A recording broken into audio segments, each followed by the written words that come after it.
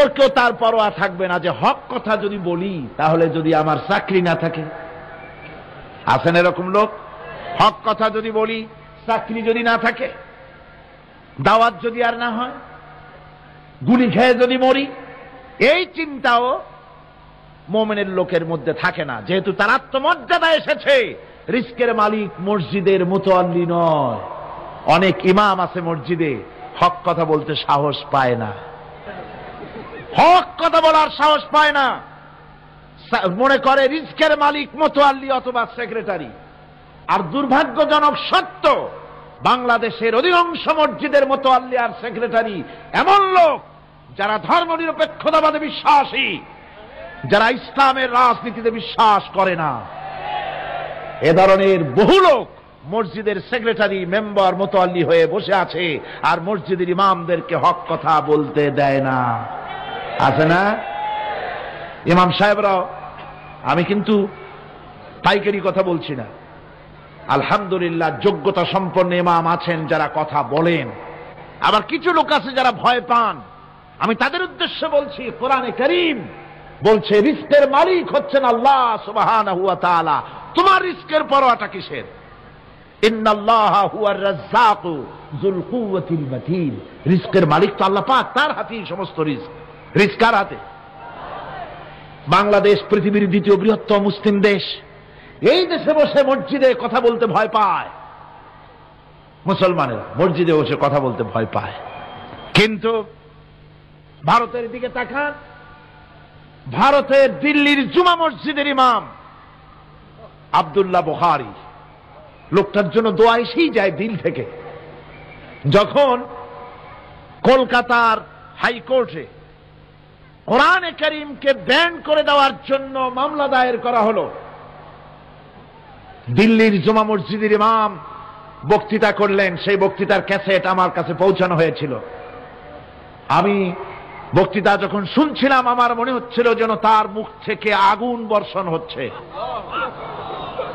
তিনি বলতেছিলেন যে এই ভারতকে আমরা সাজায়েছি, এ ভারতকে আমরা পাতা পল্লব দিয়ে, শাখা প্রশাখা দিয়ে, ফুল দিয়ে, ফল দিয়ে গোটা ভারত 850 বছর বসে আমরা সাজিয়েছি। এ ভারতের কুতুব মিনার আমার, এ ভারতের তাজমহল, শীষমহল, এ ভারতের দেওয়ানি আম, দেওয়ানি খাস, এ ভারতের যা কিছু দেখার, যা কিছু সৌন্দর্য সব মুসলমানেরা করেছে। সেই মুসলমানদের কলিজা, সেই মুসলমানদের রূহ, গোটা পৃথিবীর মুসলমানদের মগজ, পৃথিবীর শ্রেষ্ঠ নেয়ামত আল্লাহ রাব্বুল আলামিনের আখেরি কালাম কোরআনের বিরুদ্ধে কেস হয়েছে। আব্দুল্লাহ বুখারী বলছেন, এই কোরআনের বিরুদ্ধে কোরআন ব্যান করার মতো রায় যদি ভারতের কোন জজ মুখ দিয়ে উচ্চারণ করে কোরআন ব্যান করা হলো, তিনি বলছেন আমি ভারতের জুমা মসজিদের ইমাম শুধু নই, ভারতের 20 কোটি মুসলমানের ইমাম আমি। তিনি বলছেন যদি কোরআনে কারীমকে ব্যান করার রায় ঘোষণা করবে যে জজ, সে জজকে আমি পায়ের নিচে পাড়ায় ধরে বাম হাত দিয়ে তার জিহ্বাটা টেনে ছিঁড়ে ফেলে দেব।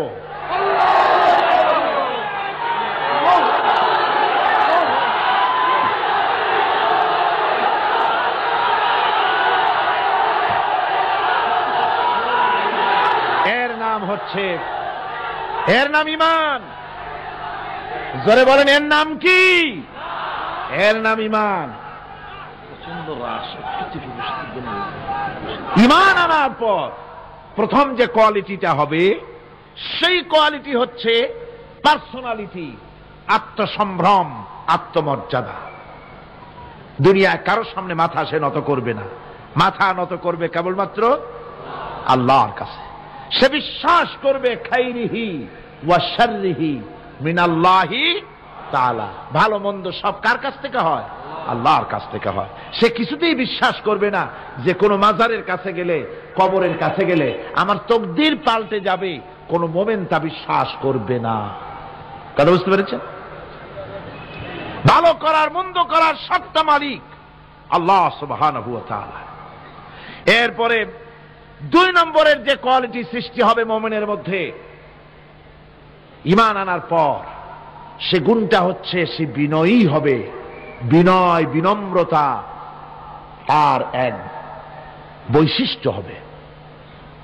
বিনয় এবং বিনম্রতার বৈশিষ্ট্য হবে। তার কারণ হচ্ছে ঈমান আনার পরে সে জানতে পেরেছে আল্লাহ রাব্বুল আলামিনের কর্তৃত্ব থেকে বেরিয়ে আসার ক্ষমতা কারো নাই। অহংকার করে যাব কোথায়? আস্ফালন করে যাব কোথায়? আল্লাহর রাজত্বের বাইরে, আল্লাহর ক্ষমতার বাইরে যাওয়ার ক্ষমতা তো কারোই নাই। সুতরাং অহংকার তার মধ্যে জায়গা পাবে না। আল্লাহ পাক দুনিয়ার সমস্ত মানুষের জিনকে পরিষ্কার করে বলেছেন, ইয়া মাশারাল জিন্নি ওয়াল ইনস ইন ইসতাতা'তুম আন তানফুযু মিন আকতারিস সামাওয়াতি ওয়াল আরদ ফানফুযু লা তানফুযুনা ইল্লা বিসুলতান। হে পৃথিবীর মানুষেরা আর জেনেরা, যদি সম্ভব হয় আমার আকাশের নিচের থেকে জমিনের উপর থেকে বেরিয়ে যা। লা তানফুযু, বেরিয়ে যেতে পারবে না। আমি আকাশ এবং জমিন থেকে যদি সম্ভব করতে পারো বেরিয়ে যা। আর যদি কোনো আকাশ থাকে তার নিচে যা, আর যদি কোনো জমিন থাকে তার উপরে যাও। এমন দেশ যদি পাও যেখানে আমার আলো ছাড়া কোনো আলো আছে, আমার বাতাস ছাড়া কোনো বাতাস আছে, আমার চাঁদ সূর্য ছাড়া কোনো চাঁদ সূর্য আছে, যাও সেখানে। আল্লাহ রাব্বুল আলামিন বলেন নাই এরকম যাওয়ার কোনো উপায় নাই। আমি আল্লাহ রাব্বুল আলামিন আকাশ আর জমিন দিয়ে প্যাকেট করে রেখেছি, আটকায় রেখেছি। আমার রাজত্ব থেকে, আমার ক্ষমতা থেকে, আমার কর্তৃত্ব থেকে বেরিয়ে যাওয়ার ক্ষমতা কোনো মানুষের নাই, কোনো জিনের নাই, কোনো প্রাণীর নাই। সুবহানাল্লাহ বিহামদিহি। মানুষ হচ্ছে অহংকার কিসের হবে? তোমরা হচ্ছ ফকির। আল্লাহ পাক বলছেন ওয়াল্লাহুল গনিয়্যু ওয়া আনতুমুল ফুকারা। আল্লাহ হচ্ছেন গনি। আল্লাহ কি?